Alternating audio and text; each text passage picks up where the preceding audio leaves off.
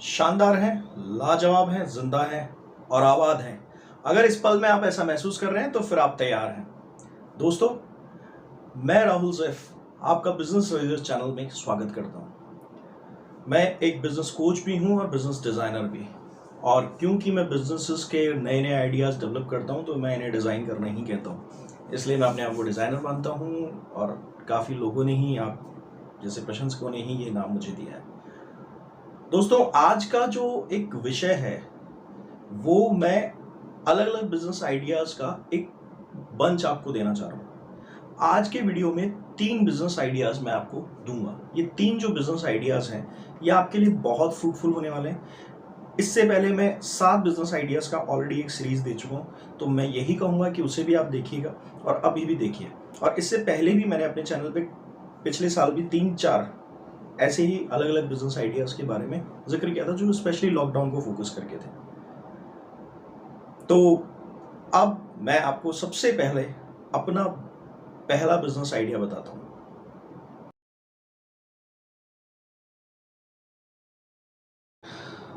अपने local area के कई लोगों को जोड़ना लिए एक ऐसे ग्रुप में।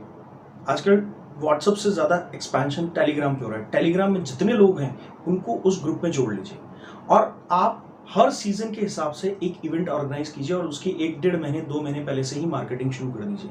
कम से कम अगर आपके आसपास के 5-10 हज़ार लोग उससे जुड़े हुए हैं तो उसके अंदर आप ये कर सकते हैं कि एक फेस्ट लगा सकते हैं, या एक जैसे मैं एक सिंपल से एग्जांपल देता हूँ। नवरात्रों में गरबा होता है, डांडिया होता है, लोग बहुत एंजॉय करते हैं आजकल सिटीज़ में, सब जगह फैशन हो चुका है पैन इंडिया। तो उस जगह पर आप अपना वहाँ पर उन लोगों को टिकट्स देकर बुलाते हैं और एक अच्छा खासा एक फेस्ट ऑर्गेनाइज करते हैं। तो इस तरह से सीजनल फेस्ट लेके आइए, होली का फेस्ट लगाइए, दिवाली से पहले आप शॉपिंग फेस्ट लगा सकते हैं। लोकल दुकानदारों को, मर्चेंडाइजर्स को, या कई लोग जो होते हैं जो अपनी दुकानें वहाँ पर लाकर दूसरी जगहों से यहाँ लगाना चाहते हैं, तो कोशिश कीजिए इस तरह की एक्टिविटीज़ करते रहें।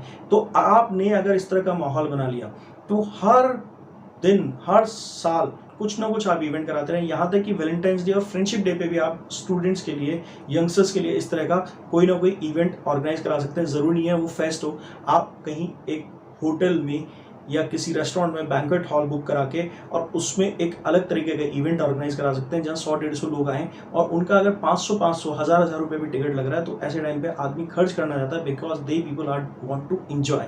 बाकी सब आपको बनाना है, मुझे बताना है, फिर मैं आपके साथ हूँ।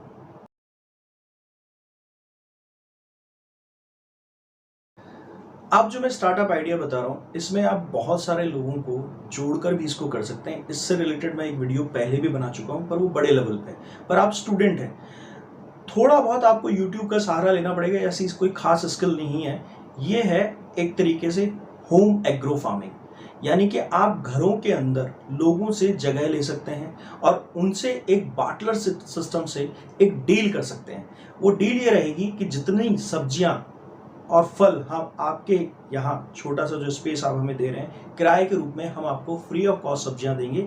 और इस तरह से अपने अड़ोस पड़ोस के कुछ अंकल आंटीज़ को आप समझाइए, अपने रिश्तेदारों को समझाइए, पड़ोसियों को समझाइए कि वो अपना स्पेस आपको दे दें। कोई भी हंसते हंसते दे देगा, क्योंकि घर की भी सब्जी सब खाना चाहते हैं। पर उसमें ये मत कीजिए कि एक ही जगह पर सारी सब्जियां उगा दी, अदरवाइज वो सोचेंगे कि आपकी मेहनत को वो खा जाए।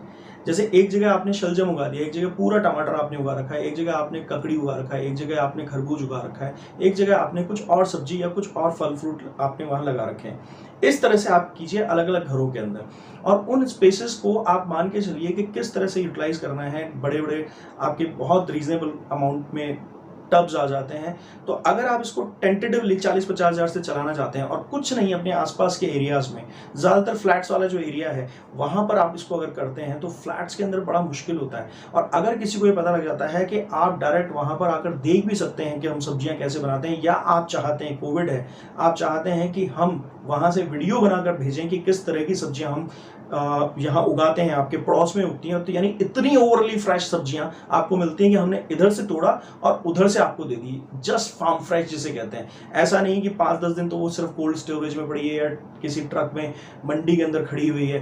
तो ऐसा सब्जी मार्केट के अंदर से जो होके आता है तो 6-7 दिन पुराना हो जाता है, कोई भी वेजिटेबल, कोई भी फ्रूट। तो अगर इस तरह का आप कॉन्सेप्ट लेकर आते हैं, मेहनत है, हिम्मत दिखानी पड़ेगी, 1-2 मालियों को आपको अपने साथ जोड़ना पड़ेगा, या फिर आप 2-3 फ्रेंड्स मिलकर इसको कर सकते हैं। मालियों की ज़रूरत नहीं भी पड़ेगी। अगर थोड़ा बहुत भी आप समझना चाहते हैं तो आराम से यूट्यूब पे इससे रिलेटेड बहुत वीडियोस फैले पड़े हैं। अब जो मैं आपको बता रहा हूँ वो थोड़ा मेहनत का काम है, मगर हमेशा सदाबहार चलने वाला काम है। 12 महीने चलता है, 24/7 चलता है, कोई कमी नहीं है। एक सिंपल सी वेबसाइट, आजकल आपको पता है कि वेबसाइट्स बनाने के लिए कई वेबसाइट्स इस तरह का काम कर रही हैं, तो आप अपने लेवल पर ऐसी वेबसाइट बना सकते हैं। और उसके अंदर या फिर ऐप भी, आजकल एप्लीकेशन बेस्ड भी बहुत सारी वेबसाइट्स आ चुकी हैं, तो अगर आप वहाँ जाके अपने एप्लीकेशन भी बनाते हैं या फिर आप जनरली किसी से भी बात कर लेते हैं ऑनलाइन, तो 10-15 हज़ार में एक सिंपल सा एप्लीकेशन बन सकता है जहाँ पर आप अपनी सब्जियों को दिखा सकते हैं। तो कई तरीके की सब्जियां वहाँ डाल सकते हैं, रोज़ अपनी रेट चेंज कर सकते हैं, तो बड़ी सिंपल सा एक आपका ऐप बन जाता है या वेबसाइट बन सकता है। हाँ, उसके अंदर आपको साथ में एक ऑप्शन लेना पड़ेगा जिसके अंदर आप पेमेंट वाला गेटवे ले सकें। एक और चीज़ समझिए, अब करना क्या है, आपके अड़ोस पड़ोस में जितने भी प्लॉट्स या खाली प्लॉट्स हैं उनसे मिलिए, संपर्क कीजिए। अगर आप ऐसे एरिया में रहते हैं और अगर आप फ्लैट्स में भी रहते हैं तो जिनके पास टेरेस है, स्पेशली जिनके पास ऊपर वाला टेरेस है, और अगर वो आपको थोड़ा बहुत रेंटल बेस दे सकते हैं तो उन्हें ये ऑफर कर दीजिए कि बाटलर डील कर लेते हैं, हम हर हफ्ते की सब्जी आपको फ्री दे देंगे, यही आपको इसके अंदर किराए के रूप में दे रहे हैं। किराया मत दीजिए और आराम से कोई भी कन्विंस हो जाएगा। रीजन कि इतनी फ्रेश सब्जी कहीं भी किसी को नहीं मिल रही।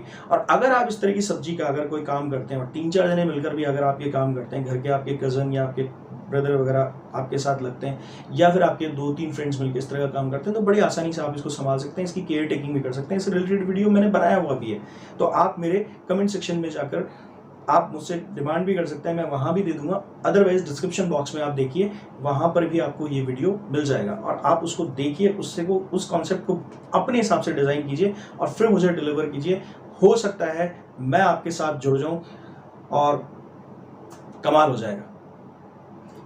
इस तरह से आप बाद में उसका वीडियो बनाइए जो कि आपके अड़ोस पड़ोस के लोग उसे देखें और उसे फैलाइए। अब आगे कैसे करना है, इतना हिंट काफ़ी है। तो इस चीज़ को अपने तरीके से समझिए, अपने तरीके से तैयार कीजिए और फिर हमें कॉन्टैक्ट कीजिए बाय ईमेल जो मेरे डिस्क्रिप्शन बॉक्स में है। फिर मुझे बताइएगा आपको ये आइडिया कैसा लगा और आपने इसमें अब और क्या क्या पॉइंटर्स जोड़े हैं।